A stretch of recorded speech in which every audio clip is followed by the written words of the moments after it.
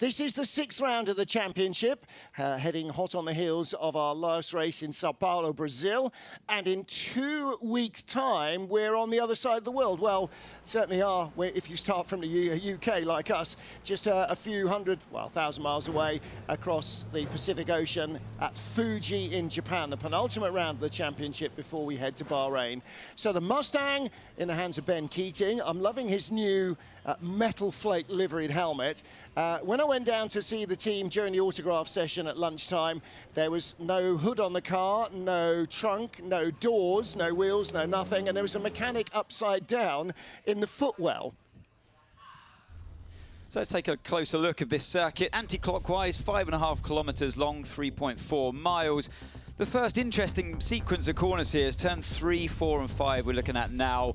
They call it the snake, as one of the engineers referred to earlier on, and it really is just that when you're inside the car. It's really important to know, especially in qualifying, where to carry the speed there. Next up, turn 12, heaviest braking zone on the track, and a real critical one to get right in qualifying. One of those corners on the exit, you're going to have to look out for track limits. Turn 16, 17, 18. It feels like one corner when you're inside the car, but it is a triple apex. And again, you've got to feel the grip under you. The tyres are really hot by that point in the lap.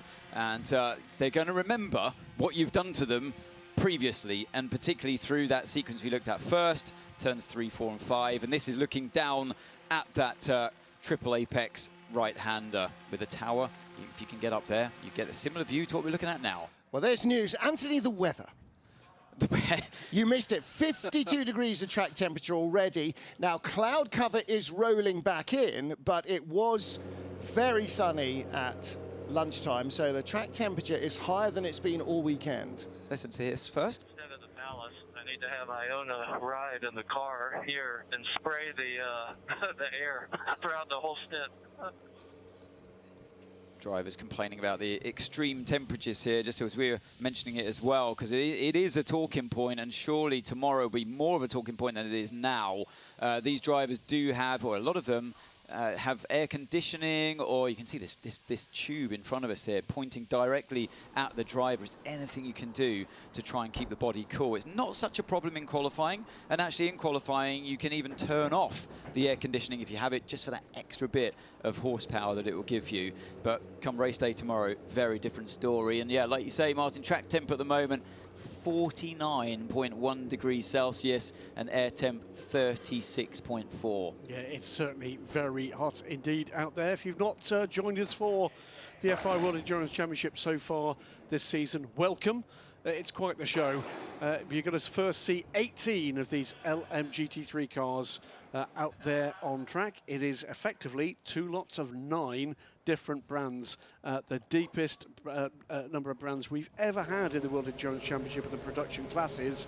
And the other part of this is you're going to see the bronze-ranked drivers at play here. These are very often the people who are paying for this effort, and that has been quite the show in recent years. Great to see Ben Keating back. His duels with Sarah Bovey back in the GTA days was something to see, but we're seeing different talents and new talents coming forward, gentlemen, and I think we're going to see it again. Ben is going to be there as a bit of a yardstick, but with a disadvantage. This is the first time he's driven this car. Yeah, he was saying about the Mustang that he's still trying to find the grip. It's got a brake-by-wire system, so the brake pedal is not directly connected to the brakes. It goes through an electronic interface, a little bit like an AC Cobra steering box. You put steering in and something comes out of the other end, but it's not necessarily related to what you did at your end. So he is struggling, and he said, if I get into Hyperpole, into the top 10 in qualifying, he said, that I will consider to be a really good result. Well, there is the observation tower. That's 25 stories high up there. It's a great... Anthony Davidson not looking very keen on that. No, I've been up there a few times, but I've been up there as well when it's quite windy like it is today. And oh, it moves around up there. Yeah. It's tall and thin and moves around a lot. For many Graham years, is going to be many years, sarcastic. if I'm correct, it moves around so much that from the original design with some subsidence there, the lift didn't work. It wasn't quite straight for many years. Elevators, it hasn't worked for years, so you do have to climb the stairs. Well, but it's worth the view. Corvette did lead 1-2 in free practice 3, but of course that was with the pro drivers at the wheel. Let's see what becomes with the number 81 and 82 cars. Tom Van Rompuy, our very first LMGT3 pole setter, lest we forget, back in Qatar. And then Hiroshi Kozumi, who will have, as always, in his ears, his translator, Wantaki Inui.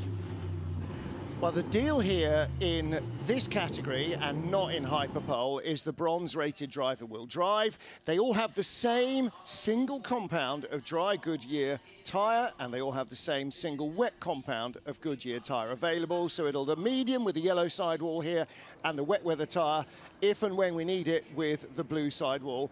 When it rains here, surviving on wets or on slicks tends not to be an option. It's like falling into a bathtub predominantly for the car. So if it does rain tomorrow, and there are a lot of storms coming in off the Gulf Coast, then, yeah, we might get those wet weather tyres. As of now, though, you'll see the yellow Goodyear Eagle sidewalls. So everybody is on that. Ryan Hardwick, you just heard in that 77 car, you know, saying, I just want the thing to blow wet air at me. But it's going to be, this is going to be a real hurried up session as well. 12 minutes only to set your best time. Everybody starting with tyres that are ambient in the shade air temperature. So they'll be around 30 degrees, the carcass. You need it to be just about 100 degrees to really get the grip out of it. So it will be one, certainly probably two warm-up laps in Hypercar, almost certainly two. We saw in Brazil, because it's such a low friction circuit, they actually needed 3 warm-up laps to get the tyre. And we're sort of on the cusp there of it might work on 2, it might work on 3. They'll have tried that in FP3 earlier on today, so they'll have more of an idea. Well, there's the black and gold car, Ben Keating, so he'll be looking to try and get himself into the top 10. The top 10 go through into Hyperpole. 9, 8, 7, 6, 5, 4, 3, 2, 1. Pit exit is now open. Pit exit is now open. This is the Lone Star Le Mans LMGT3 qualifying session. And again, this is going to be get a banker lap in, make it clean, don't exceed track limits, because that might actually be enough to get you through into the top 10 if everybody else is slithering around and skating off.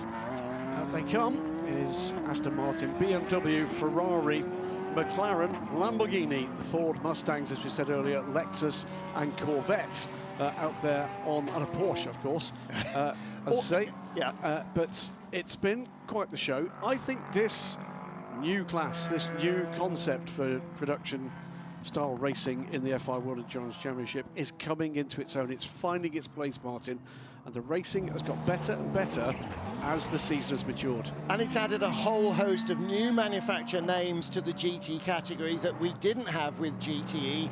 We didn't have McLaren, we didn't have BMW, Lexus, we didn't have Lexus, we didn't have Ford. So that's 4 new brands just in GT alone, and that's before we even get into Hypercar. So the last couple of years, it was essentially Porsche versus Ferrari, Aston Martin in there as well. Of course, we had the Ford GT program half a dozen years ago, a little bit more, but it brings variety, and that's what sport car racing for me is all about. Different shapes, different sounds, things that look, sound, move, and generate their pace in different ways. And this is a really broad church. You got the mid-engine Porsche, you got front-engine V8 cars, you got front-engine V12s, you got rear-engine V6s, V8s. Anything goes. If you've got one, bring it and race it. It's Formula Lottery win, isn't it? These are the cars you'd buy if you had the money to do so. Yeah. And what you get to see here, TV or trackside, and welcome if you were the trackside here, are these cars racing. And this is where the modern regulations for GT racing have really scored. It's meant that you've got a more sustainable, more in-depth representation of what's out there and available on the marketplace. Yeah. Porsche there on board with the Montai Pure racing car. Lithuanian flag this effort, and it will be Alex Malikin at the wheel of the 92 car.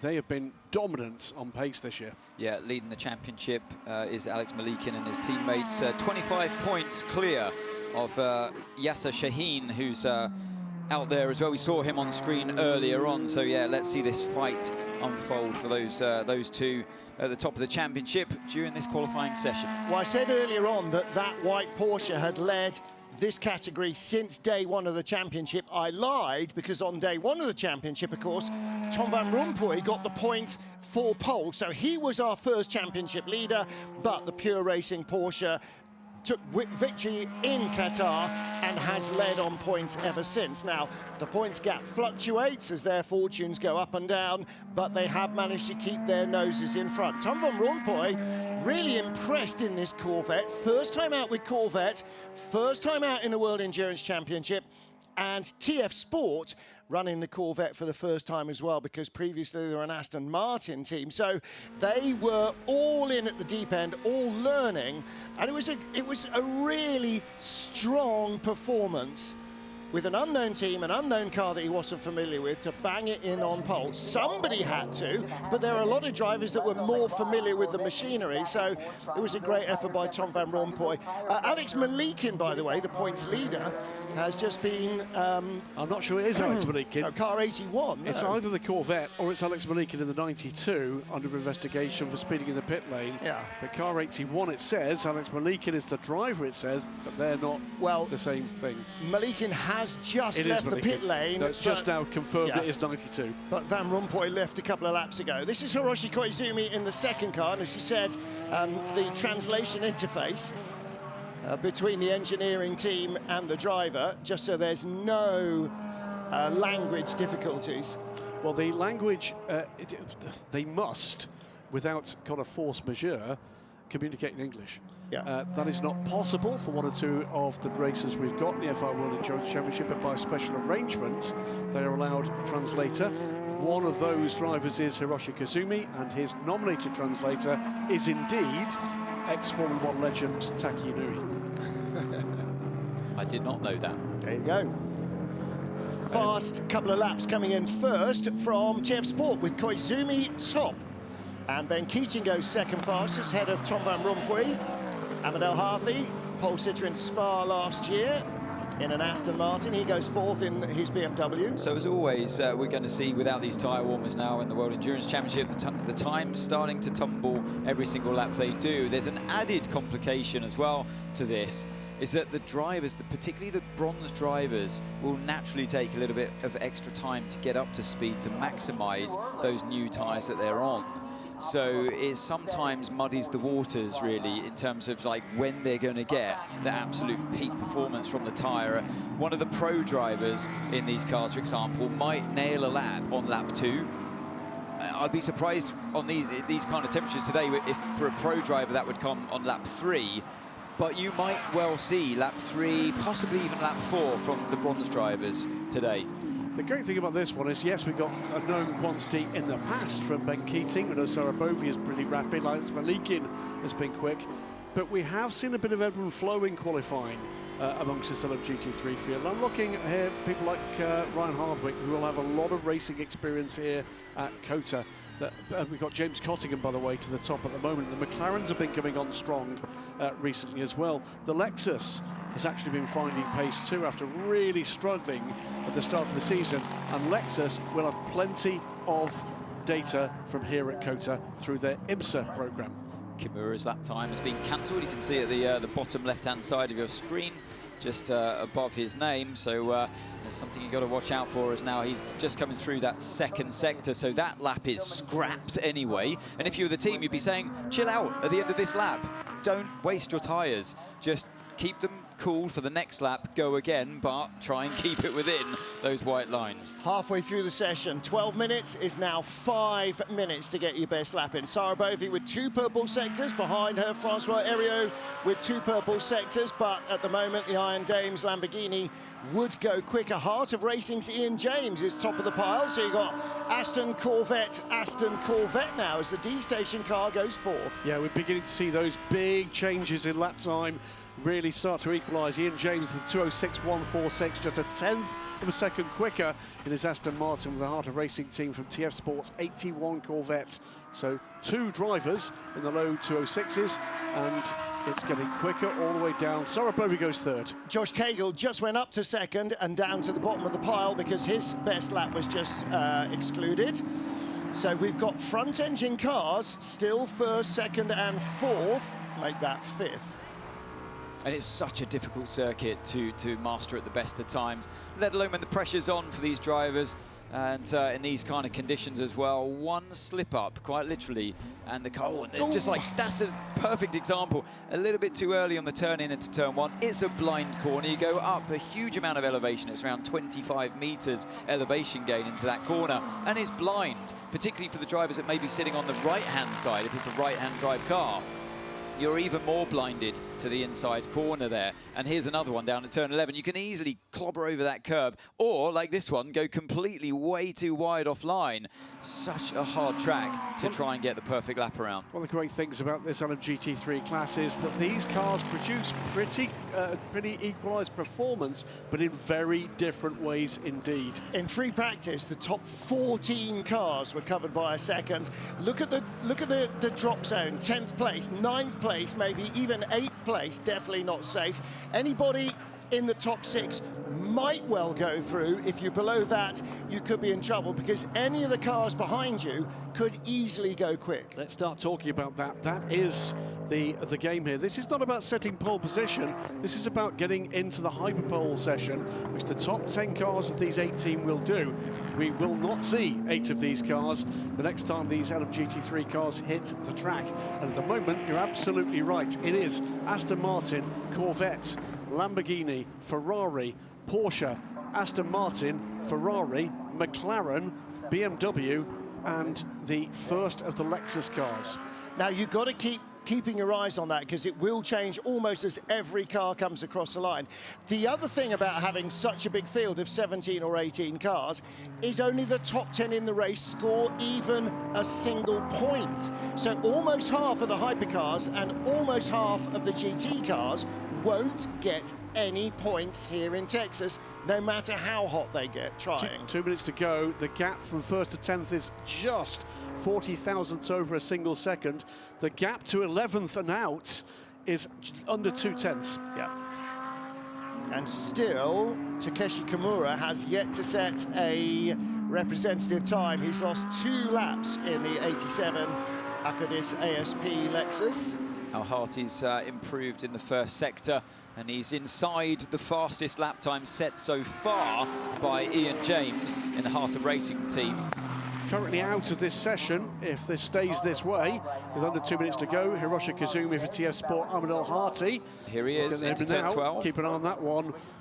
Josh Cagle in the 95 McLaren, Yasser Shaheen, the Le Mans winning driver in the Monte car, Ryan Hardwick and Ben Keating in the two Mustangs, Claudio Schiavone in Lamborghini, and Takeshi Kimura in the second of the Lexus. Yeah, Al Harty just, sorry Martin, Al Harty just dropped, he's now 7.5 tenths behind by the time he gets to sector 2, and you kind of get the feeling that these tyres are starting to dip now. The drivers have got the best out of them. Whether they've got the best out of themselves, though, that's another question. Hiroshi Kazumi now into the top 10. Ryan Hardwick goes 11th. And he's in. Sarabovi just set a quicker lap and that didn't count. Ahmed Al Harty, not the least experienced GT driver in that team, but he's the lowest graded driver. Valentino Rossi, courtesy of having been not bad on a motorbike, is a higher graded driver than Ahmed Al Harty. That's why Al Harty is qualifying rather than Rossi. Hiroshi Kazumi vulnerable here if Ryan Hardwick can plant this lap that he's currently on. To the moment, he's on course to go quicker than the 10th place car. Heart of Racing's Ian James pits, having set the fastest time. Not the fastest time, Sarabovi goes top. It's a 206.009. Wide there from car 91, Shaheen. I think he may have been a little bit blinded there by the car in front that was diving into the pits. Is he going to be in the top 10? Yes, Shaheen comes across the line. Manthey EMA, car number 91, has taken the flag without an improvement. That time all went away in the final sector. So at the moment, 82, the TF Sport car of Hiroshi Koizumi is on the one lap that's been legal in the top 10. And it won't be troubled by Ron Hardwick, because on his final lap, track limits in Sector 2, it was a quicker lap as well, so that opportunity has gone. Watching Ben Keating, though, he is on his final lap. He's gone purple in Sector 1. He's at the moment in 17th place. 2.29 away. He needs to find a full second to make it into the top 10. There's Takeshi Kimura, and he is on target for a 1:15. No, he's not. He can't be on target for a 1:15. That's in that sector. Darren Leung, by the way, is 9th at the moment. He's just crossed the line to take the checkered flag. Watching as well, Arnaud Robin in the number 78 Agonis ASP car. That's the other Lexus. That's a quick lap as well. 9th and 10th are vulnerable here. Yeah. You can see at the bottom of the screen that the dot travelling along with Ben Keating, just getting to the end of Sector 2. What's that going to be as he goes? Oh, and it's so close. Wow. It's so close to the fastest lap time so far. And Wow. Where do we pick him up? He is, I want to see where he is. He's just coming through the triple right-hander at the moment. This is the Ben and Sarah show all over again. Here he is, the black and gold car. It's meandering a little through the first of the lefts. Rabanne Keeps it clean. Rabanne is into the top 10. Hiroshi Koizumi goes down, but not for long. Who's just improved? So all eyes on Ben Keating here, the number 88 Mustang. Is he going to have traffic in his way? Well, it's he him. has a little bit compromised into turn 19, penultimate corner. It's him or Josh Cahill, and ironically, that was Sarah Bovey, his qualifying arch rival over the last couple of seasons, who was in the way. This could be a massive effort from Ben Keating. He said they were fitting the qualifying footwell during lunchtime. Obviously, they worked on the brakes, top 6. That is a massive result. Top 6. So that last flying lap saw Hiroshi Koizumi out of the top 10. Arnaud Robin in and then out. Josh Cahill in and then out. Wow. And that was all courtesy of a blinding final effort from Ben Keating, who finishes this qualifying session 6th in the numbers 88 Proton competition Ford Mustang. So in the 10 cars that go through, we have got Lamborghini, Aston Martin, Corvette, Ferrari, Porsche, Mustang, Aston Martin, Ferrari, McLaren and BMW. At least one of each manufacturer got in there, and that shows how close it's going to be in the race. And I've set Graham this task because I don't know. I think a Mustang has been in before. Into the top 10, into Hyperpole. I'm just going to double check. Bear with. Oh, I've set them both to work. Sorry, guys. 18th, 14th, 11th, 4th Yes. in qualifying at Le Mans for the 77 car. That's their only time in the top 10. And for 88, 12th, 6th in Imola, 10th in Spa, 17th at Le Mans and 17th in Sao Paulo. So the 88 car's been in twice, the 77 car's been in once in the top 10 in qualifying. So and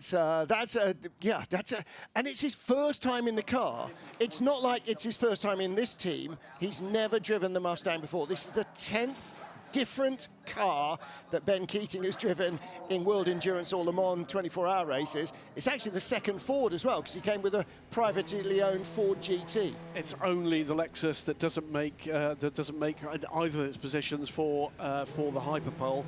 8 out of the 9 in the top 10.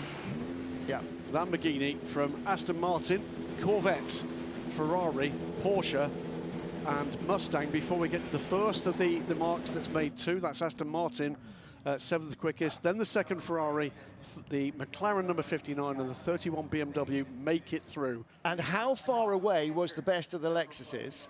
Oh, 600ths of a second. Yeah. And he was 12th, not 11th. Yeah. That's how tough this is. Well, the difference between Darren, yeah, you're right. The difference between Darren Young and the 11th place United Autosports car, Josh Cahill getting into the top 10 with his last flying lap and then losing that place as Ben Keating improved, is 4 thousandths of a second. I'm sorry, the Lexus was 76 thousandths out, so I understated it by a whisker. But there you go, that's your top 10, and they will all go out again with less time to set a lap because we like to ramp up the pressure. Look at that gap, 1300s to second, 2400s to third, 3400s to fourth, 600s further back, in fact just under 600s back to fifth position. It's very tight. And from 10th on down, 4 thousandths of a second and then 76 thousandths of a second covering the next two cars. And that is the most tiny incremental detail in a car that it is sort of running out of tyre at that stage. Well, there's the flag that tells us where we are. By the way, if you are here trackside and you're listening to us, if you listen to the Circuit PA, as well as Jonathan Green and Ryan Marine, who spends a lot of time here doing World Challenge USA, you get a Texan voice as well with Kevin Schwantz. Well, so a fantastic lineup here commentating at the track. Josh, the last lap, you were in, you're out. It was a good effort from your side. How do you feel? Did you do a good lap? Did you have a clear lap? And how does it look like for the race? Yeah, I'm disappointed not to make it through. We made it through, but got track limits. Just had a little oversteer at the last corner and ran over the white line. So it was kind of bittersweet. Did a half sensible lap, but yeah, it was taken away. Yeah, we just have to have a go tomorrow and fight. I think over the long run we're fairly sensible. So yeah, we'll see how it goes. Okay, good luck for them. Thank you. It's the old thing, isn't it, with endurance racing? How do you win? By being fast, by making no mistakes, by keeping it out the pits. And Josh, good enough to actually say that, yeah, he made a mistake. It cost them dearly there. They will start 11th on the grid. So, bit of deja vu, in a sort of way. 10 of those 18 line up again, either on the pit apron or at pit exit for Hyperpole. So it's a little bit different this time around. Obviously, the brakes hold all of that temperature, helps to warm up the tyres, easier for the drivers. And the drivers are more in the groove as well, so you should see some better, faster lap times coming a bit quicker. Let's have a listen to the car 54.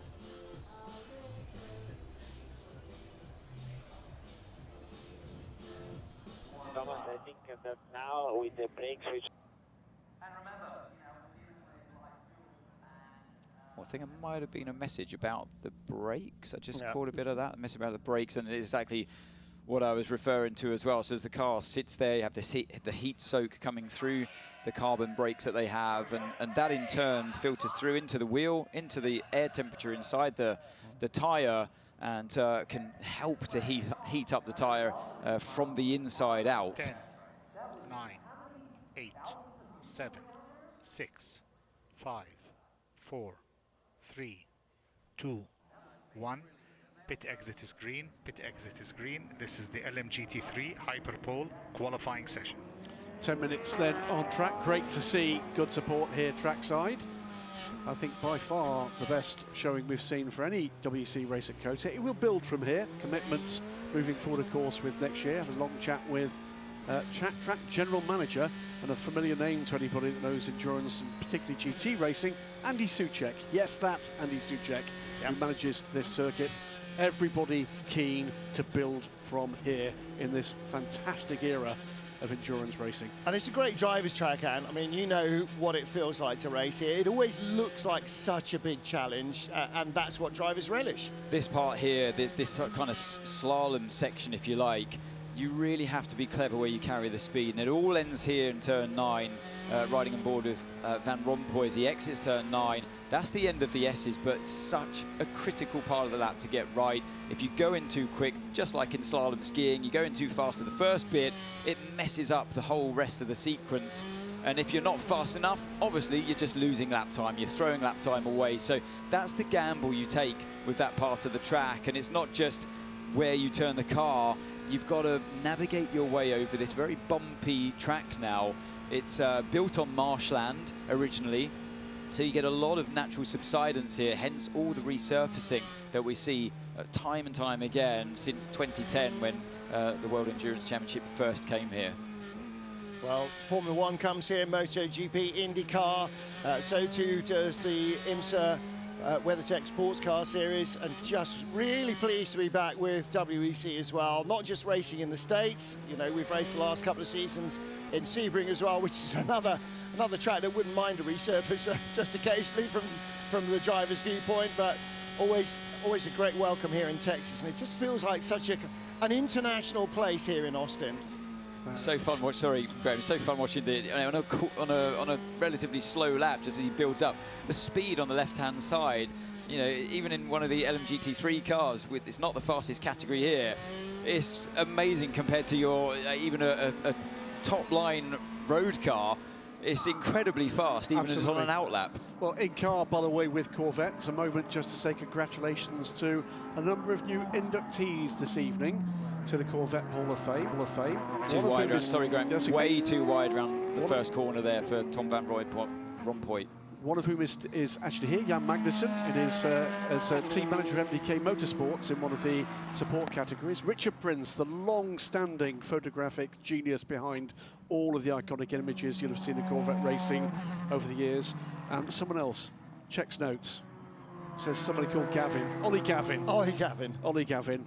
His astonishing career recognised. They've ignored the 15 times he didn't win at Le Mans to concentrate on the 5. Do you know what Jan Magnussen was doing last weekend? He had racing 2 different cars in the Silverstone Historic Festival, one of which was a Turner. Wow. I know. Was it Darren's car? No, it wasn't Darren's, Turner's.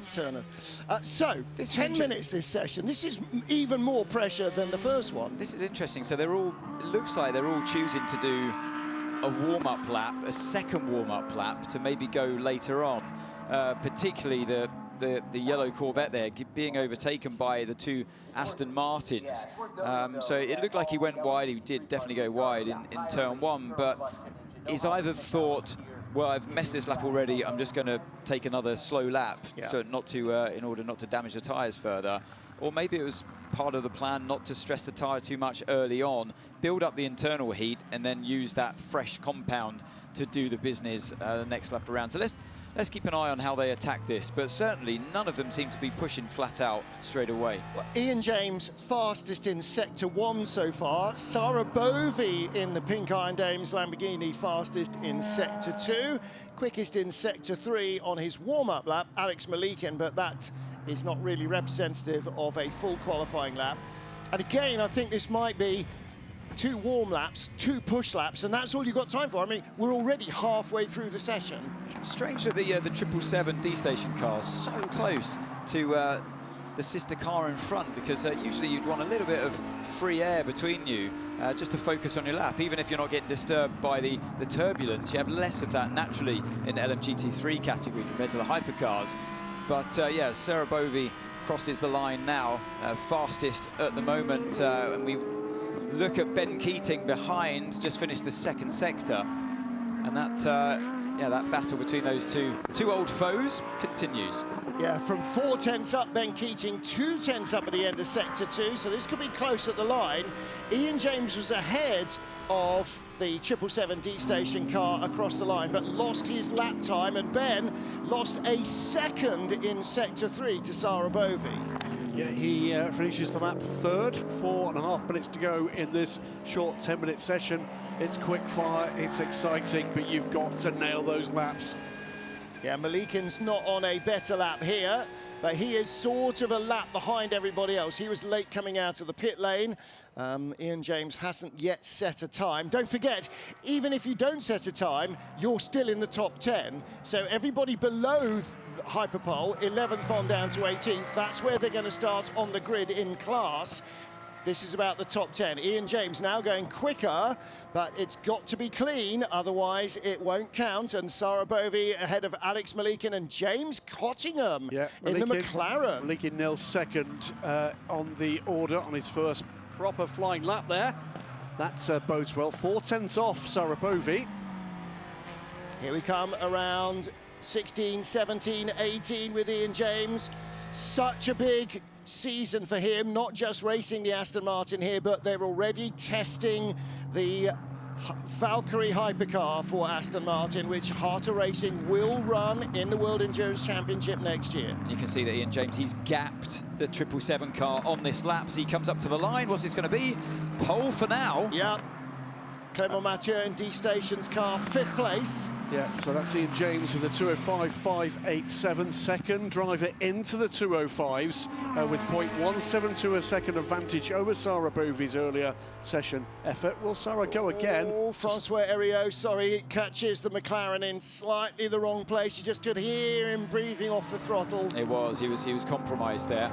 So a little bit of potential impeding going on for that through that triple right-hander. Yeah, that's a shame because he sort of lost the nose a bit. So 4th fastest, he stays where he was. James Cottingham in that McLaren in 5th ahead of Clement Mathieu. Ben Keating, not a better lap, not as quick as he went last time. So he is going to try and judge this to get to the checkered flag or to get to the line before the checkered flag comes out and have one more push lap. Yeah, Thomas Fleur, by the way, struggling to string together a competitive lap here. I think he's lost 2 laps down to track limits, needs to nail one. He's some way off the pace at the moment with laps that count. I think a lot of our bronze drivers, and certainly Thomas Fleur, are probably going to be doing single stints, alternating through the cycle with their teams. Normally the bronze driver will start the races and will try and do at least a double, if not a triple, to get their entire drive time completed in one go before handing over to the pros. But in these temperatures, that's going to be tough. Van Rompuy from 2/10 back to 4/10 back, nearly half a second adrift. James Cottingham, though, very much closer. This could be pushing the McLaren up towards the front row. Yeah, quite a few personal bests going on in the first sector, so it's not quite over yet, but they are just starting to lose their tyres for the majority of them.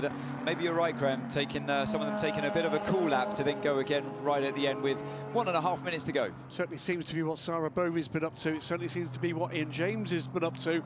We're under 90 seconds to go in this session. And time for James Cottingham falling right off in that second sector. Right, what can Van Rompuy do as he exits the final corner? He was half a second down. What's he going to be as he crosses the line? P3 for him. Wow, good lap. Stuff. Yeah, good lap from Tom Van Rompuy. Alex Manikin, though, shuffles him down. I think Van Rompuy's lost that lap. He has. Oh, no. So Van Rompuy in the 3rd sector. Well, Ian James is pitted. Still got time, even if he doesn't have tyres. Cottingham, time's going away. Malikin not too far away in the 1st sector, 2/10 back. Just tracking Ben Keating, and he is coming through 16, 17, 18, the 3 sweeping right-handers. So he will have a chance to start another lap, and if he's cooled the tyres enough... Both Ferraris improve. Heriot goes 3rd, Fleur goes 5th. Wow, that's a lap from Thomas Fleur. He's been really impressive in qualifying this season. And Malikin's lost that middle sector, hasn't he? He's dropped down to almost 9.5 tenths now. And we pick him up through the triple right-hander. 12 seconds. He's not going to get another lap, is he? And this one, he's a second away. It's not going to be much of an improvement at all. He's going to be the first driver to see the checker flag. Off in turn 19. That's it. Game over. Well, I would have thought he'd be heading in there because he was 9 tenths down in sector 2. He's only 6 tenths away on his best lap. Clement Mathieu not going to get another lap. Ben Keating is on another lap. He is already into sector 2. Sector 1 for the 88 Mustang is not quicker than he has been. There's still potential for cars to improve up the order. I don't think pole position is going to change hands, but there are still some pretty quick laps underway here, in particular Ben Keating. Well, no, he's not quicker than he was before. It's a yellow sector 1, which is not as quick as he has been. But Clement Mathieu and Francois Heriot both going quicker than they have previously. So 777 and 55 might yet improve. Well, Heriot's drifting away, 5900s back. That's about the 4th fastest position, so I think he'll just head to the pit lane. But for Clement Mathieu in the 777 car, a little bit wide in the final corner. He goes P8 or stays P8. Yeah, only the 8th best lap. Van Rompuy improved though to 5th. Came up from 8th to 5th with that lap. It was a much better lap from Tom Van Rompuy. 7 tenths off what will be the pole position time of Ian James, but Corvette on the 3rd row. Here's Heriot through turn 19, just about kept that in track limits from the view we had at least, as he can now gets around that final corner. turn 20, aims the car, points it straight to the line, and stays P3 with that lap. Yeah, Van Rompuy, by the way, just seen a note, not So on happy that with lap. That is, they should be very happy with that. Under First investigation pole for Ian James. Under investigation, possible impeding at turn 7-8. We saw that, did we not?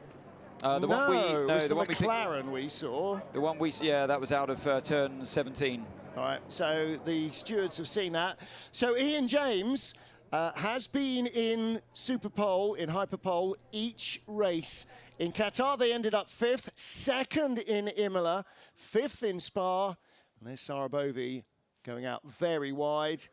5th in Spa, 5th at Le Mans, and he was in 9th place in Sao Paulo in qualifying. So that's a first WEC GT3 pole for Heart of Racing Aston Martin and for Ian James. That's a big, big feather in his cap. He said, I'm a proud Brit, but I'm also a proud American. He's lived here for 30 years and is of dual nationality. So we have got a British car and an Anglo-American pole sitter.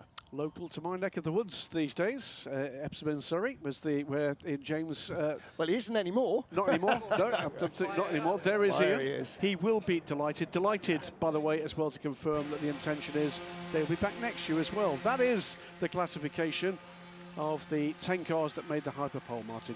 Yeah, so Ian James and Sarabovi start on the front row of the grid. Great qualifying from Francois Heriot. I'm pretty sure that is the best result this season for that car. It is. They have not been in the top 3 this year. Alex Malikin in 4th, ahead of Tom Van Rompuy and Thomas Floor. Again for the 54 car. No, they had 3rd in the first race this year, so not quite as good as he has achieved. But that's an excellent qualifying result for Thomas Floor, ahead of James Cottingham, Clement Mathieu, Ben Keating and Darren Leung. Well, Ben thought getting through into the top 10 would be a big win for him. I'm sure he'll be happy with that, but also slightly frustrated because once you're close, you want to get closer. Let's hear from Lamborghini's Sarabovi. Sarah seems to be out out there, so good result. P2, I know you always want to get on pole position, but for P2 is a great result. Yeah, at the end of the day, it's a good team effort. You know, we started really far, and we worked quite hard to have the car being more competitive. Today, I think it was competitive enough to go for it. Unfortunately, at the end of my first push lap of the Hyperpole, I lost the power steer. So I couldn't continue and I couldn't try to improve a little bit. But congratulations to Ian, because he did a fantastic job since the beginning of the weekend. He was very strong and yeah, he deserved it. Obviously P2 is not a bad position to start from. So yeah, now we just need to fix that issue, make sure that it's not bothering us tomorrow during the race. And yeah, we go racing. Did you already have that issue before? You know, I mean, it's very hot here. These conditions are not usual. So no, I wouldn't say it's something recurrent, but for sure, it's on a track like this one, it's kind of impossible to drive without. Okay, good luck for tomorrow. Well done. Thank you very much. Yeah, never nice driving with a failing power steering, and especially if it's electronic power steering as well, because then it's just instantly off, and you're then having to fight not just the wheels and the difficulties that come through the tyre on the track, that adhesion that comes through the tyre on the track. You're fighting the actual system itself as well. The hydraulics, that tends to be a slower loss of power steering assist. So I'm guessing that car's got electronic power steering, the way it just switched off. And it's not the first time we've seen that in the World Endurance Championship. Lamborghini's Hypercar, Bruce reminds us, has had that issue as well. And of course, we've had a couple of Cadillac crashes because of failed power steering. Last year, Renger van der Zande had a huge one at Spa. In Eau Rouge, that was a big one. But yeah, so like you said, there's nothing you can really do when you lose the electronic power steering. It's just it just seizes up in your hands, and that's probably why we saw that shot of her going wide in the triple right-hander. Starts to turn, doesn't turn, and then she's fighting the resistance in the system as well as the weight of the car and the tyres. Now then, in LMGT3, it is the bronze-ranked driver that qualifies. In Hypercar, have at it, boys. Just whoever's turn it is in the rotor, whoever thinks they've got more pace on this track, maybe it's an arm wrestling, drawing straws, whatever, this is your chance to put your absolute fastest driver in the car. Same deal with Hypercar. The whole field, 12 minutes, top 10 go through into a 10-minute hyperpole session that decides those top 10 positions on the grid. So if you're 11th on down, then you don't get to go, then that's where you will qualify. Now, there's one question that we will answer in just a moment, and that is whether or not we see Peugeots in qualifying.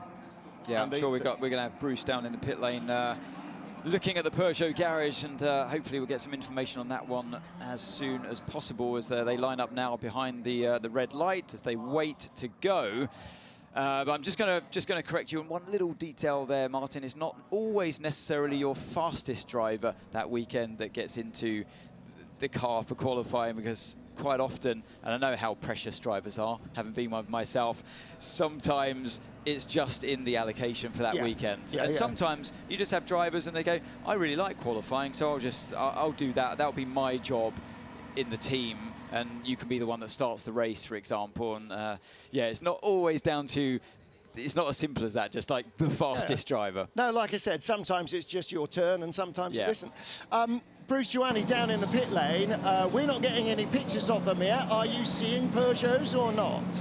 Yes, the two Peugeots are ready to go. They had a clutch issue in FP3, but it seems to be, well, they're going to try to see if the problem is definitely fixed. But high temperatures or mapping of the engine could be the two possibilities. They're unsure about the problem. They're worried about the problem, but they're ready to go. All right, perfect. Well, you just saw the temperature ranges of our Michelin tyres. The yellow sidewall, the big yellow bands on the tyre, that's the medium. Big red bands for the hard tyre. And most of the teams have used medium tyres despite the temperatures for most of the sessions. They don't have the option of using a soft here. It's medium or hard, and their temperature ranges rather than necessarily the grippiness of the tyre. But in qualifying, Graham, everybody's going to be on the medium. Has to. The grippiest tyre. By regulation. We'll wait until we get to about a minute away from this going live this session. Let's have a listen into what's going on with the number 12 Jota. 1 minute to the start of the Hypercar qualifying session. 1 minute. So, as more of our fans trackside clearly enjoying their day, they are very welcome here. Gives an opportunity, those dramas at Peugeot between the sessions, exactly the kind of scenario you'll learn a bit more about from WEC Full Access, because whilst they will have been behind closed doors, our cameras are often in there. Before we get to Fuji, as we listen to Ramsey. 30 seconds to the start of the Hypercar qualifying session. We will have been in there taking a look at the dramas behind the garage doors. So WEC Full Access on YouTube, and that's available from every race this season. Unmissable watching. And it's not just Andre Lotter and Kevin Estre giggling all the way through. 9, there is other 8, content. Yes. 7, 6, 5, 4, 3, 2, 1. Pit exit is open. Pit exit is open. This is the Hypercar qualifying session. So 18 cars will head out on track. The fastest 10 go through into the hyperpole session of 10 minutes. And the remaining cars, 11th to 18th on down, that's where they will line up on the grid, all other things being equal in post-qualifying tech. So here's our third privately entered Porsche. We got the two Porsche Penske Motorsport cars, which are the, quote, factory Porsches. And we have two from Hertz Team Jota and one, the 99 car from Proton Competition. Just 3 more race meetings to go for those Porsches in Jota hands before they become, as was announced just a few days prior to us travelling here, the nominated factory team for Cadillac, with a doubling of the effort for Cadillac for the 2025 season. This car, number 2 car here at COTA, run by Ganassi Racing, but it will be Jota that take on board that programme in 2025. And we understand that at least 38, mighty 38, will be one of the Caddy numbers next year. So whether they take 12 or not remains to be seen.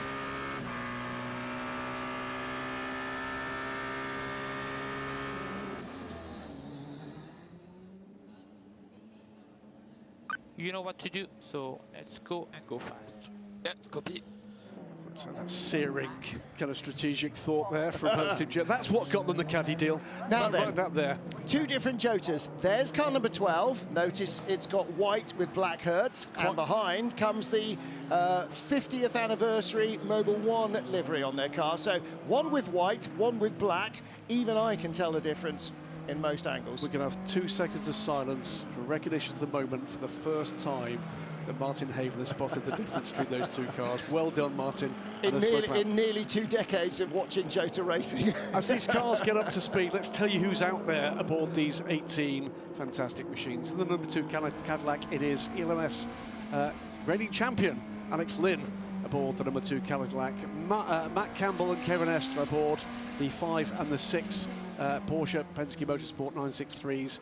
The 2 Toyota Gazoo Racing GRO 10 hybrids, Kamui Kobayashi and Seb Buemi aboard those cars. Hertz Team Jota's number 12 in the hands of Norman Nato. BMW M Team WRT's M Hybrid V8s, the 15 and the 20. 15, Dries van Teur, 20, Robin Freins. And the 2 Alpines, 35 in the hands of Charles Malaysi. Mick Schumacher on qualifying duty in the 36. 38, Hertz Team Jota car, the one with the Mobil 1 branding. That is the hands of one Jenson Button. The 2 factory Ferraris, the 499Ps, Antonio Fuoco and Antonio Giovinazzi. 63's the Lamborghini Iron Lynx 63. Danny Kvyat aboard that car. 83, the privately run, of course, the yellow Ferrari is in the hands of Robert Kubica. 93 and 94, the Peugeots, the 9X8s in the hands of Mikkel Jensen and Paul de Resta. And numerically last, 99, the Proton Competition 963, Julian Andlauer. So listen what's going on aboard the 51 Ferrari. So we are starting up our first pit lap. Let's switch TC close loop 8 and TC gain 6. Close loop 8, gain 6. Just getting the traction control into the right area and they play around a lot with this, particularly in the hypercar category, to bring the tyres. It helps to bring the tyres in, either putting more slip through them or less slip, depending on which wheel or which end of the car you want to try and heat up or cool down the most. So they play a lot with that, all in aid to try and get the absolute optimum from the peak of the tyre as they're fighting the warm-up as well. So I'm intrigued to see when they're going to get the best lap from those tyres on this particular circuit here today, as Kobayashi winds his way around that final corner and starts a push lap. Pole sitter last time out a month ago in Sao Paulo, first Toyota pole of the year. We've had 5 races so far, 4 different cars have been on pole, 2 poles for Porsche number 5, 1 for Porsche number 6. Le Mans, that was their pole position. Antonio Fuoco claimed pole in a 50 Ferrari in Imola. And as we said, Kamui Kobayashi last time out. So, none of the privateer teams have managed to put a car on pole yet. Let's see if that changes here. The number 6 Porsche Penske car, Kevin Estre. The initial foray, he's got the fastest first sector time. No, he doesn't now. That's gone to Dries van Teur in BMW number 15. That could be a real upset. Yeah, Dries has been impressive in that car. Car that few of the 6 drivers aboard those BMWs this season have been able to unlock the pace, but Dries seems to do it basically at will. Okay, so the next lap is push lap, so control your pace this lap so that you can push from turn 15. That's what I'll let you know if anybody's coming from behind. Looks okay for now. That's what I was saying about Kobayashi starting a push lap. So ignore all the lap times for now. They were too slow from what they were doing there. So that was intentional to do a slow lap, bring them in just to get the bulb temperature up. And now this lap they're all on is probably, I'd say, the critical lap. They might even get one more out of them if they're lucky after another cool lap, but I've got a sneaking suspicion it's going to all happen with these temperatures here today on the laps that they're currently on. As we're on board now with Mick Schumacher heading down towards turn 12, a heavy braking zone coming his way. But with the 83 car right there in his crosshairs, to give you an idea of exactly what Ant was talking about there, fastest time at the moment, Mikkel Jensen in the Peugeot number 93 with a 1:56.927, but he's 1.3 seconds quicker than that in Sector 1 alone. Exactly, yeah, as you can see from Mick Schumacher, he was 2.5 seconds up. He did get blocked by the Ferrari. Again. So a combination of two things there. So he we've caught seen the Ferrari, and then the door, open. and then the door opens as well at the same time. Now, is he going to have to pit to get that shut, or has he been able to close it? We had this big drama in Spa, didn't we, with Neil Jarni behind the safety car, constantly trying to slam the door shut after a pit stop, and they just managed to get it closed as they're being summoned to the pits. Well, he's done it, so no, he's not coming in. He's giving himself space. Exactly. Okay.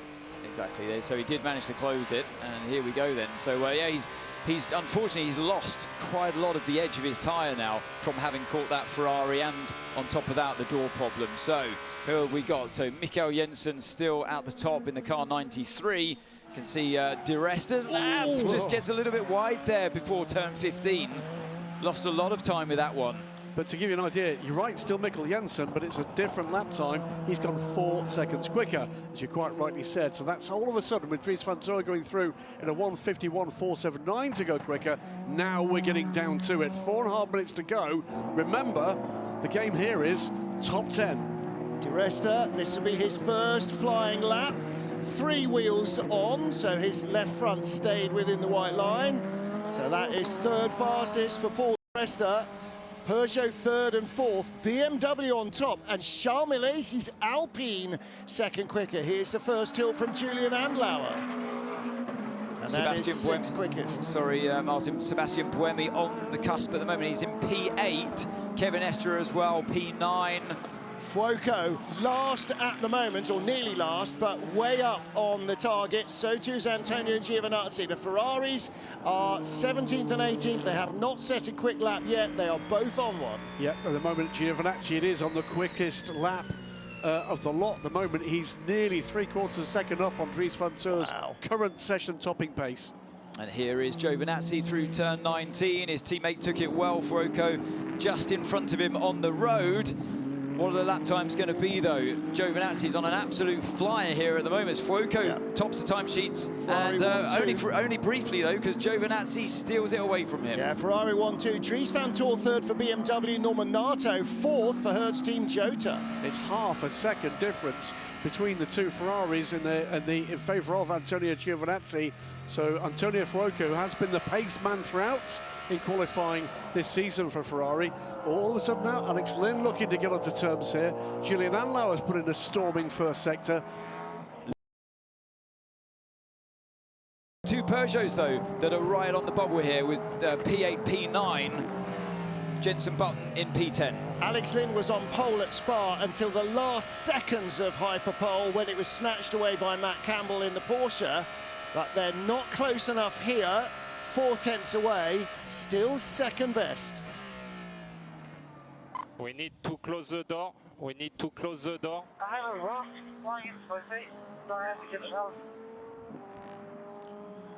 He's in trouble, isn't he? Yep. Yeah, well, he was. He's done a personal best in the first sector. He had a wasp in the car. So did he open the door to try and get rid of the wasp, or did the wasp open the door to get in? Yeah, I've actually had that happen before. Apart from it wasn't a wasp, it was a bee. And it's because you run with an open visor, usually in the sports car. It's quite scary, but yeah, I reckon he would have... so that's why he had the door open going around the corner. The wasp would have definitely felt the G-force. Kubica in the yellow 83 Ferrari, coming up from 17th after losing his best lap with track limits. Purple sector 1, green sector 2. Caddy on the front row, second quickest at the moment. Alex Lynn with a cracking lap there. 90 seconds to go. Mick Schumacher is only half a second down on the fastest lap out there from Giovinazzi in the second sector. So this has actually been a really good lap from Schumacher. As he comes up to the line, watch the screen at the bottom. Yeah, the Alpine 35 just got pushed up as Robert Kubica went 3rd in the 83 car. And Kevin Esther's just lost a storming lap. Let's take a look at who is outside this bubble. It is both Alpines in 11th and 12th. Porsche Penske Motorsports number 6 car is 13th. Then the 2 Peugeots, Hertz Team Jota's 38, the Lamborghini and the 99 Proton of the cars outside the top 10 right now. But Kevin Estre is on a flyer. I don't know what happened to Mick Schumacher in the last sector. He's only half a second down by the end of the second sector, and he managed to lose more than that just in a couple of corners afterwards. So he did have the Ferrari quite close to him as he finished his lap. I wonder if he got a bit too close to it or whether it was a mistake. But yeah, he's pushing again on this next lap, but I don't think it's going to be enough for him. They've got this. They have got the pace, haven't they? The Alpines. Oh, trouble for Jenson Button. Right now, Where's then, that happened? If this causes a red flag, he will lose his qualifying times. He's last anyway. He's got away. He was last. Now Danny Kvyat is last in the Lamborghini. Jenson was actually up on the pole time at the point in which that happened. Milesi P5 in the number 35 Alpine. So he shows a bit of speed there, finally, from the Alpine. How's Mick Schumacher getting on? No, he's not improving. That's a disaster for Seb Buemi, who's just been bumped out the top 10 by the Alpine. By the Alpine. Wow. Hertz Team Jota on the bubble at the moment, 9 tenths away. And Mikkel Jensen in the Peugeot. Don't forget, early on, his first lap was good enough to be fastest, and then second quickest. Is the 93 Peugeot going to come from the very back to the sharp end? Number 2 caddy behind, but not going quickly. Championship leading Porsche is not going to make Hyperpole, crossing the line. 13th, and could be shuffled even further back there. Paul de Rest on a quick lap. Here's Mikkel Jensen through turn 15. He goes, keeps it within track limits on the exit. 4 tenths down, as you said, Graham. At the end of that second sector, what can he do through this very tricky and quite long third sector as he tackles that triple right-hander now? Into turn 19, sorry, Graham. So here we go into the final corner for Jensen. He is P16 at the moment, so he's not going to make Hyperpole. What can he do here as he comes up to the line, though? 11th, though, so close. And how close was he? 200ths of a second behind 10th place Norman Nato. Apologies, we're sounding a little bit disjointed. Our screen keeps going black on us, which is slightly disturbing our flow. So the Lamborghini, well, that is last in the group. That is going to be all she wrote, because the 2 cars that have not taken the checkered flag, one of them is 5 seconds off, and Julian Andler has lost. No, he's lost his second sector through track limits. It's going to be 1-2 in this session, going through to Hyperpole for the factory Ferraris. Cadillac, home ground, and 3rd place with Alex Lynn. Then the 3rd Ferrari. 3 Ferraris going through. 1 Caddy, 2 Porsches, a BMW. I mean, it's a good spread. Alpine are in, Peugeot don't get in. One of the Toyotas does, and Hertz Team Jota, but number 8. It's a bag, isn't it? Number 8, this man is going to start 12th. He's not happy. I'm really surprised by that. Seb's usually absolutely dynamite around this track. And I'm sure something must have happened. A bit of a shake of the head there. So I'm sure something happened, whether he had some traffic or something, but it'd be interesting to find out. Right, so here's who goes through. Ferrari number 51, 50 and 83. Cadillac number 2, the 35 Alpine, the number 5 Porsche Penske Motorsport car that leads the championship. They've had 2 poles already this season. Will it be number 3? And then at the tail of the top 10, BMW car 20 and Hertz Team Jota car number 12. So the 20 car of Robin Friens found the speed. I think that's the first time both BMWs have made Hyperpole. I'm pretty certain that's right. Yeah, I think you may be right. There's Buemi as he gets out the car, looking a bit forlorn, but you also are correct. They've been in once each this season. I think it's less than 4 tenths between the 2 Toyotas. It's not a massive difference in pace, but clearly just one minor problem, and that's it. It's disaster for Buemi. Well, I don't know about disaster. It's a long race, obviously 6 hours, but I think the biggest disaster is they're just lacking the pace over 1 lap, because the sister car's not really up there either. But the only saving grace is that the car they're fighting, at least for the Drivers' Championship, the car 7, is down in P14. Yep. That's a very rare occurrence for them. That's a car that was having struggles, wasn't it, in FP3, damper problems as well. He's trying to unpick what was going on. Yeah.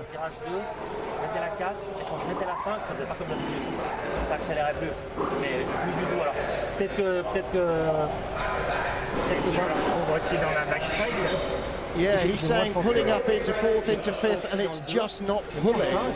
And that's really interesting, isn't it? You know, he's just, it's one thing having used the edge of your tyre, but when you're not getting the edge, the extreme edge of the engine and the drivetrain, yeah, that's frustrating. See the way he closes the door as well. That was proper frustration for Buemi there. And instantly into the debrief. Well, let's get down to our championship leaders and find out what happened with Kevin Est. Kevin, a bit of a disappointment. You were on a quicker lap, but you didn't finish the lap. How did it go? Are you happy with the balance? What are you expecting for the race? Yeah, no, the car was quite difficult to drive. I didn't manage to put the lap together, but yeah, somehow I couldn't figure out the way to drive the car fast without doing a mistake. I had always to overdo something to get some lap time, and yeah, I couldn't put it together. So we have to see if we can make it better for the race.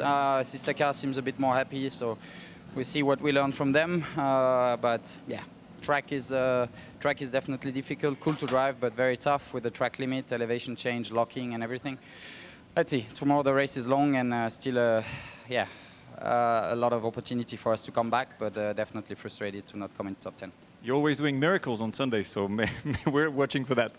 Yeah, let's see. We'll do our best, and definitely we want to score big points here, so let's see what we can do in the race. Okay, good luck. Thank you. An excellent summary there by championship leader Kevin Est.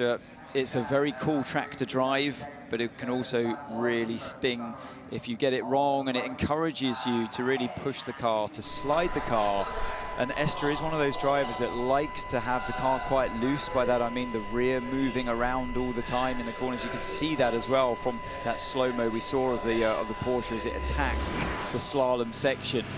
As we look back at Buemi there. So yeah, lots of drivers feeling like they didn't get the best out of the car, out of the equipment today, but that's what makes this track a real driver's circuit. Well, the number 6 team have not got the championship lead through qualifying.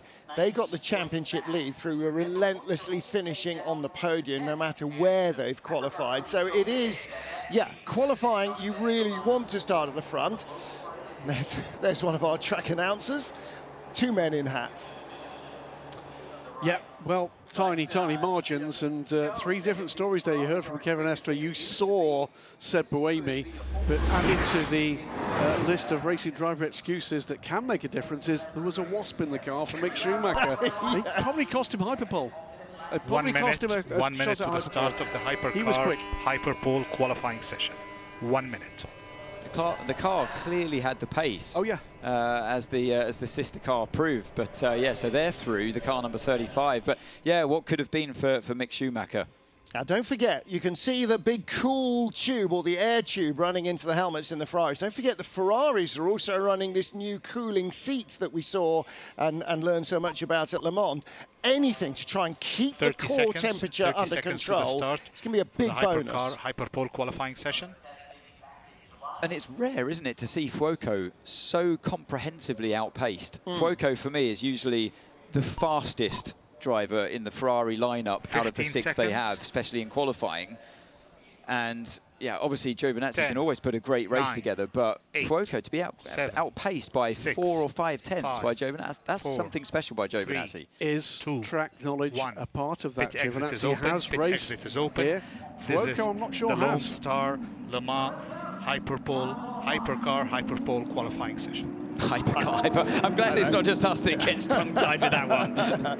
Right, 10 minutes. Clock's running already. It's not 10 minutes from when you start fast laps. It's 10 minutes. There will be a little bit less of a warm-up time now because the cars are hot. The brakes are really hot, and that transmits heat into the rim and into the tyre, so it does help the warm-up. I still think that most cars are going to need 2 warm-up laps before they really lean on the tyre. Because if you get 2 sectors in and then find out it's still not under you, you've really used it all. Let's hear from the number 2 Cadillac. What was the fastest time in the session? 50.7. Yes, confirm, 50.7. Regarding turn 16, 17, 18, it's the lift that needs to happen later. Is that correct, Rex? Yeah, later. So it's not more lifting, less lifting, it's just later. Copy. Well, that's really interesting, isn't it? 16, 17, 18. So is he lifting from 17 into 18? rather than sort of in the middle as you're going under the tower. So they're saying lift the same amount, just later in that sequence. So Cadillac Racing's number 2. And Alex Lynn takes the track. All 10 cars out there. The number 2 Caddy, the number 5 Porsche Penske Motorsport car, the 7 from Toyota. Both those last 2, the only cars from those squads making Hyperpole. Hertz Team Joseph's number 12, ditto the 38, out the early qualifying session. But then the 2 BMWs, 15 and 20, 1 Alpine Endurance Team, a 424, the 35 car, and then all 3 Ferraris, both factory cars, and the bright yellow number 83 run for AF Corsa. Don't forget, if you are watching this from home and think, oh, it must be really fun to watch, we'll be racing 6 hours tomorrow on Sunday. There are tickets available if you walk up tomorrow or drive up tomorrow. Race starts at 1, so there's plenty of time to get here if you're either local to the Austin area or elsewhere in Texas. You're in Dallas, Houston, San Antonio, wherever you come from.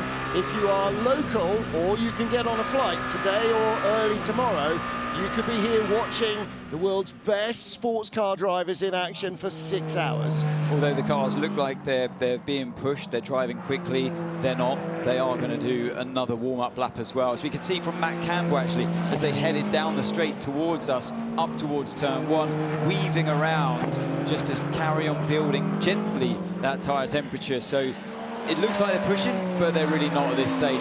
They're under-driving the tyre to not slide the surface too much. That's going to be a factor in the race as well. This is going to be really controlled by driver fatigue and tyre fatigue. So over the longer stints, they're going to have to keep the tyre alive and somehow see if they can manage to double stint the drivers as well. This is one of 2 disciplines you'll see this weekend here at the Circuit of the Americas with these hypercars. It's how fast can you go on a single lap. The reality of these cars is, are these the fastest race cars in the world? No, they are not. But after 5 or 6 or 8 or 12 or 24 hours of racing, they most certainly are. This is about being able to stretch the technology and the endurance of both the car and the driver over extreme long distance. That's 100%. Where they excel. 100%. Don't forget, both BMWs are through into this qualifying session, the Hyperpole session. This is the first track where BMW has raced this season where their American arm has information that is of use to them. Whether that's a part of the difference or whether the car is just more suited to a US-style track, I'm not sure that we're going to find out. They probably won't tell us, but both cars are in, and the fastest first sector did go to Robin Freins. It's just been beaten by Alex Lynn, though. So yeah, ignore these first laps that are getting set. It's all about the laps that they're just starting now, because we know they were just doing another warm-up lap. Although we're seeing times on the board, they're not reflective of the ultimate lap time they're going to get here. As Fuoco still weaves around. It's interesting, wasn't it, what Martin was saying earlier, where people have tested, where people have raced. This is the first race for Hypercar/GTP at COTA, not on the Embassy WeatherTech Sports Car Championship calendar this circuit. Testing has taken place here, but we've seen resurfacing since then. So there's 2 learning curves. One is the track, the other one is where's the grip on this track since the latest part of the resurfacing program has taken place. Right, here we go then. BMW still going very slowly on this outlap. They're trying to, or this second outlap, they're trying to spread the gap between them, and they are fairly equidistant now, all the cars on the circuit. This is the Cadillac just coming out as Alex Lynn comes out the final corner to start what hopefully will be an absolute flyer for them. This could all happen right at the death, couldn't it? 4.5 minutes to go. Well, that's the idea. Why should this weekend be any different? No, that's the idea, because the track will be ramping up, like you said, Graham, you know, new surface on many parts of the circuit, so it's continuing to get more and more rubber. So naturally, as it's getting a little bit cooler as well, as it gets later into the afternoon here, with 4 minutes to go, this is where you want it all to happen. 2 poles so far this season for Porsche Penske Motorsport's number 5 car. Can Matt Campbell make it through? Kamo Kobayashi, the pole sitter in Brazil a month ago, sets the first flying lap. It's a 150.951 for the number 7 Toyota. What can everybody else offer against that? There are already cars up on that time on the lap we're going to see from them right now. Robert Kubica, 38,000 seconds of a second off that total, so 2 cars in the 150.9s. But Matt Campbell's Porsche, 2 3/4 seconds slower on his first flying effort. Here we go. Charles Milesi, what about the Alpine? Good lap, yeah, 3.5 tenths up on the by the second sector.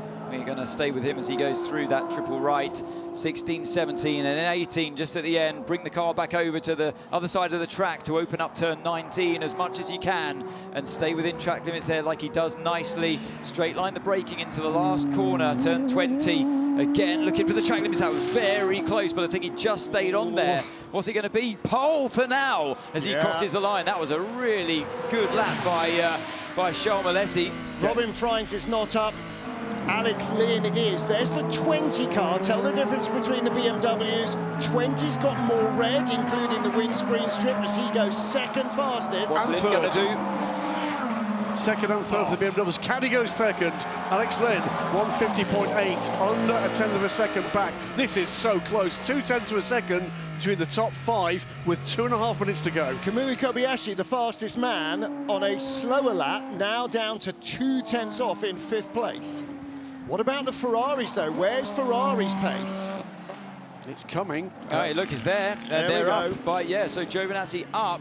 Fuoco's not. He's 3.5 tenths down by the second sector, but Giovinazzi here, if he can string this final sector together, going to be very close to that time of Charles Milesi, who tops the times at the moment. Through that triple right he goes. Only one pole for Ferrari this year. It was Antonio Fuoco, put them on pole in Imola. That was the 50 car. That was nicely done through turn 19 for Giovinazzi. He's got a really good style on this circuit. I can see how he's keeping the car within the slip angles. Yeah. What's this one going to be? It is pole for now. Brilliant big margin, 3600ths. He looks like he's got the bit between the teeth. He's got the car exactly where he wants it as Fuoco goes third. Split by an Alpine. That's quite some lap from Charles Milesi. Yep. Something about that car that suits Charles Milesi's driving style in exactly the same way as Dries Vanthoor has been squeezing the best out of the BMW. But I've got to say, if that was a great lap by Milesi, a phenomenal lap by Giovinazzi. Yeah. And that was super precise. I was really impressed what I saw there. What about this? This is the 15 BMW. Dries Vanthoor, 4500ths away, was 6th. If he stays 4500ths away, he'll move up 1. No improvement. No improvement, 7 tenths back. So the edge has gone out of those tyres. Robin Freins, I think, will find the same. No, 4900ths. So he stays in 5th. It's not actually a quicker lap from him. Yeah, we're seeing less and less personal bests out there. As, yeah, now only half a minute to go. Robin Freins didn't improve on his previous best. He was 2 thousandths slower. His last 2 laps, a 50.882 and a 150.884. That's insane. Not enough for Norman Nato. I think he may have backed out of this lap, but over a second down, a second away by that second sector. Quite a remarkable difference, isn't it, between the Ferrari versus the Porsche here today. Yeah. Matt Campbell's last shot probably has just gone. The number 5 car lost its current lap for track limits, so that did not improve. Just watch Whoa, that's 20 over the curbs, and yeah. Exactly what we were talking about earlier on. If you just carry a bit too much speed in that first part of the slalom section, it's going to bite you later on. That's exactly what happened there. Getting through for another final crack at this is Robert Kubica. That 83 car currently down in 9th place, but watch the Cadillac because Alex Lynn is on a storming lap here. He was 400ths of a second down on the pole time after sector 1. He's storming through sector 2 at the moment. What is this time going to look like? Not enough. Not enough. He's drifting away. He needs to be... now, what about the lift? Where's the lift coming in here? Well, this is 13 at the moment. 14 now. Bring the car to the middle of the track for 15. Kubica goes second. Wow. Kubica goes second from nowhere. Superb sector 3 from Robert Kubica. He wasn't actually improving in the first sector at all. 1600s, Alex Lynn could put this car in the front row. Look at the bumps, Ant, as he rides the curbs. Really went wide. Made sure he used all the circuit. And here as well, a nice little trick there, placing the car over the curb before the final corner. Is it going to be enough? Third place. Great lap. That's a good lap. Really good lap by Lynn there. And, yeah, clever placement of the car, like I say, in that final sector. They're in this. Yeah. They're in this weekend. Yeah. I said they might not have the ultimate pace in qualifying, but their race pace has been right up there amongst the best. So, yeah, great job there by Alex Lynn. And Cadillac, what's it going to be for Matt Campbell? Not usually super anything. quick. 3800s back in sector 2. It improves to 6th, though. All right. It brings him up from 9th to 6th place with a great final effort from Matt Campbell. It is half a second the difference between the top 7 cars in that Hyperpole session. Under 6/10 between the top 9. What a great lap by Giovinazzi, though. To be almost 3/10 ahead of Robert Kubica. Some style, really and good. an all-Ferrari front row. And the Toyotas will start 9th and 12th. It just, the style he had today, Giovinazzi, and as soon as I saw the body language of the car, all it took was a couple of corners. I was convinced enough at that moment it was going to be hard to beat him today. What a stunning lap. So quietly spoken, all 3 guys in that team. He's a proper smiling assassin, isn't he, Antonio Giovinazzi? He maybe doesn't carry a big name yet, but boy, he produces some really big race results as well. I think that's his first WEC pole position. I think you're right. I think you're right. Well, he was the right man to put in the car today, wasn't he? You see his teammates there, all smiling away. James Collado, Alessandro Pierguidi. Yeah, look at Amato Ferrari and Antonello Coletta in that garage. They're delighted with that performance. As always, it's always a team performance here, but just for this afternoon, it's about one guy in that car. And did he produce that? That was a cracking lap. Well, it's been 3 sessions building up, getting the car closer and closer to what they want to race, and then developing it into a qualifying missile. And then you've just got to strap yourself in and hold on. And you know, with the driver's eye, we see the times, you see the precision and the way it's being driven. Exactly. So we heard from Kevin Estre saying, maybe a little bit of overdriving, and I just couldn't quite feel the car today. He said his teammate Matt Campbell was getting more out of the sister car, car 5, but Giovinazzi placed it exactly where he needed to and didn't critically take the tyre over the edge. He drove up to the grip when he needed to. Give you an idea as you see the run down the overall classification, the gap that Giovinazzi had over second place Robert Kubica in that session, whilst it looks small, 0.277 a second, it is actually the same gap within a couple of thousandths that separates the next 8. Yeah. That's the significance of that performance. That's a big step. Giovinazzi and Kubica, it'll be an all-Ferrari front row. Cadillac and Alpine on row 2. That's Alpine's best qualifying result. Then Ferrari and Porsche Penske number 5.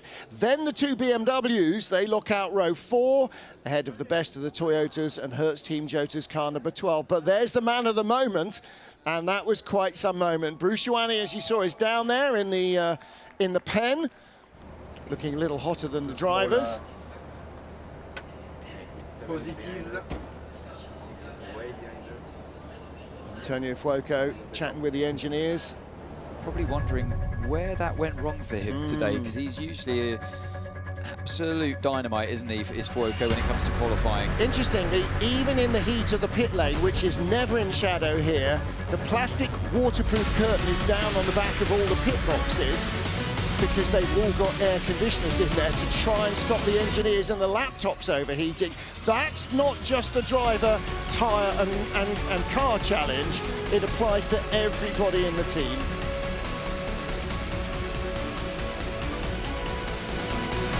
So qualifying is done for LMGT3 and for Hypercar, and our 2 Hyperpole sessions just ramped up the excitement. Well, there's the man of the moment, Antonio Giovinazzi. He gets a big reception from his teammates, Alessandro Pierguidi and James Collado.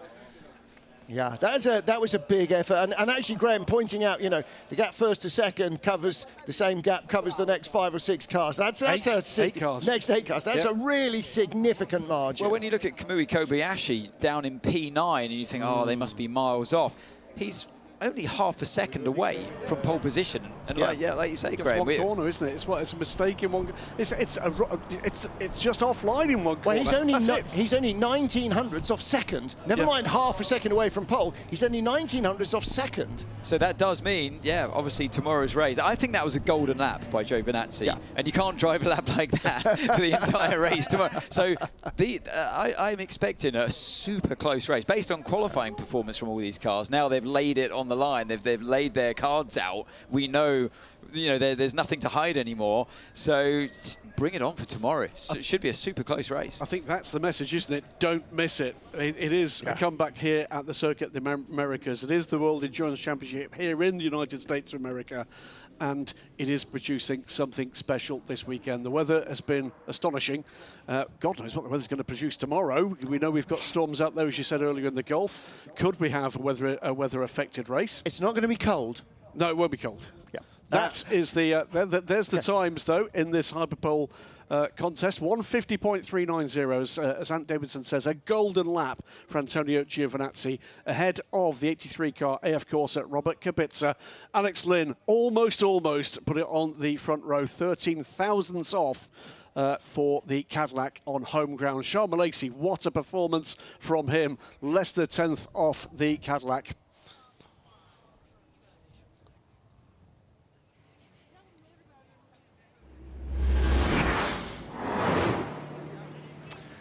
Well, that's it. We are here for the Hyperpole presented by Rolex and Ferrari and Antonio Giovinazzi.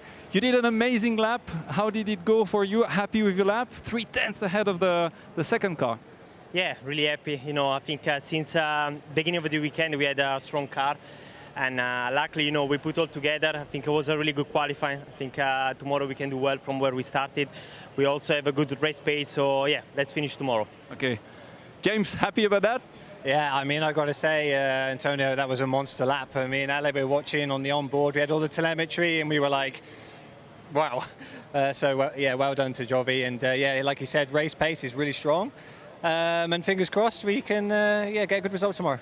Okay, excellent. And you're not even sweating, so that's a good point. Alessandro, same. Happy about that, I'm sure. I'm really happy, I have to say, that Jovi did an amazing lap.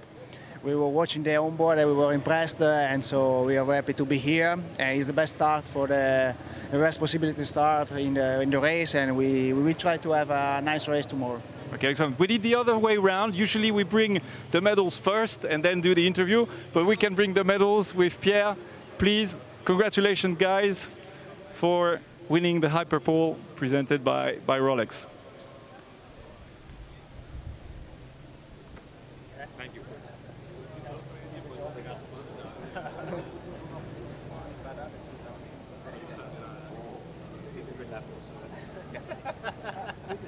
Not bad lap there. Congratulations to this great effort from Ferrari. A big gap between Antonio Giovinazzi and anybody else today. It was indeed an amazing lap. Do the official picture. Then we're going to carry on with the GT3 drivers.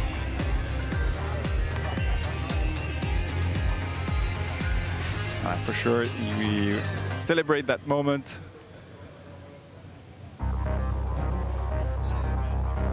And thank you so much, guys. We're gonna have to go and carry on with the GT3. So yeah, we can bring the GT3 drivers, please. Ian, James, Daniel, and Alex Rivera. Congratulations, please come here, and we're gonna. Congratulations. Ian, you showed some great pace already in the first part of quali, but you actually made it to the Hyperpole and got the Hyperpole. Congratulations. How do you feel? I feel great, for the team, on home soil, American-based team, to be here, our first pole position. It's a great achievement, and hopefully it sets us in a good position come tomorrow. You're confident for the race tomorrow? Yes, absolutely. The car looks strong, and Ian did a super job today. I got pole position at our home race. It would be great in front of all our fans that are coming here, and I can't wait for tomorrow. And then not too much pressure for tomorrow? No, I mean, what else could we be that would be a better place than here in Austin, Texas? Home track for the heart of racing with an Aston Martin. Doesn't get any better than that. We're going to enjoy the race, starting from pole, thanks to the super Ian, who did a tremendous job today. And I mean, the team is on a high right now, so we're going to look forward to continue that role. Okay, well, for now you can enjoy the Hyperpole, and we're going to bring the presents. Thank you, Pierre Fillon, the president of the ACO, bringing the medals for the Hyperpole presented by Rolex.